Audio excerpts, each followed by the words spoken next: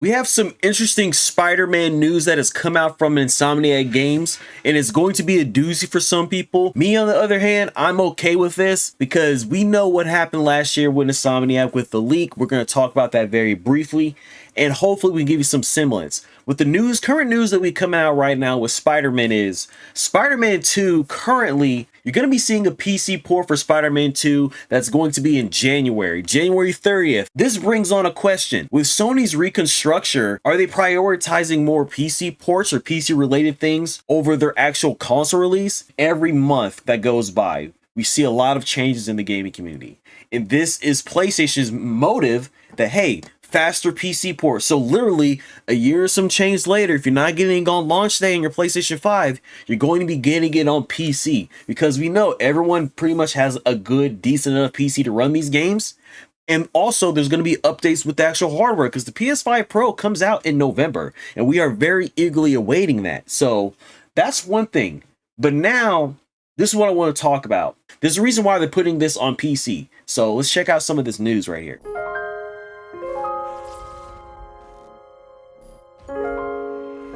There was going to be some story DLC planned for Spider-Man 2. We don't know what happened to it, but last year, according to the leak, we got some leaked information. And according to those leaks, this is what they're going to have right here. This is what someone came up with. This isn't official. This is just what they were talking about. Beetle Infestation, Extreme Carnage, Spider-Verse Anomaly, Game of the Year Edition. This is supposedly came from the leak. I can't confirm it because I didn't look at the Insomniac leak. Ultimately, I heard about it, but I never looked at it. I heard some things about Wolverine. That's pretty much the only thing I know about. However, according to this is all the DLC that was supposedly planned at the time.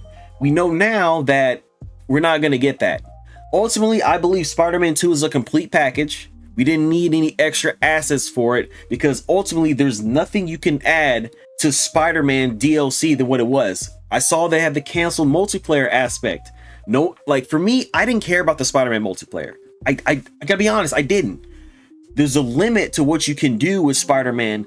Of course, what, Spider-Verse, new costumes, that's pretty much you can only do. New costumes and have a team, a big giant war battle or something. That's it. Honestly, people, I'm glad they can. The multiplayer, that's fine. The only thing that they could probably expand on was probably Extreme Carnage. They expanded Carnage in general for the original Spider-Man because you guys know Carnage. And wherever come out with Venom, hey, in the Venom movies you see some anti-Venom, you can probably get something like that because the next Venom movie is the last one. They put so much emphasis on Carnage. They really did. And we're not going to get that in the DLC. Maybe you can expand that into the next game when we have, because you got Simi Moon in there and Miles Morales taking over, Spider-Man taking a back seat. Maybe they'll do something like that and they could probably inkle in some Carnage. Spider-Verse Anomaly, ever since that delay, I don't think the steam for Spider-Verse is there anymore because the movie got canned and we got to wait for that.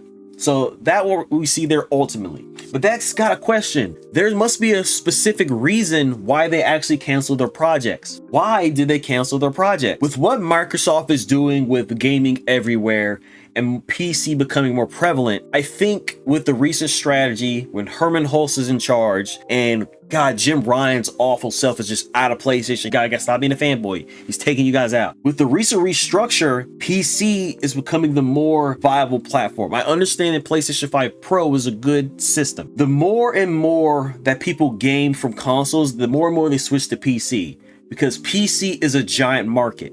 It really is. Listen, I got my PlayStation over PS5 and I got my Xbox and my Switch right here. And I have my gaming PC, but I'm going to be upgrading my PC because listen, why spend money on the console if I can upgrade my PC? That's just how I am these days. Like, I don't see any viable option for a PlayStation 5 Pro what I can get for PC.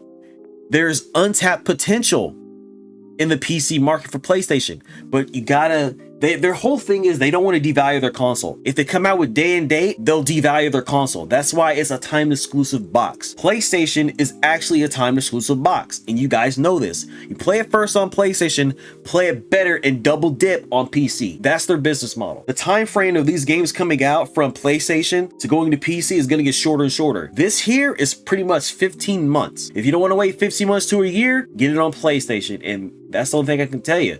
Microsoft is day and date. PlayStation wants you to double dip to keep up that revenue because they don't have the backbone that Microsoft has. Even though they're high in sales, they don't have that Microsoft money. But in the end, we can see PlayStation flourish with going in PC quicker. And that's what a lot of people want.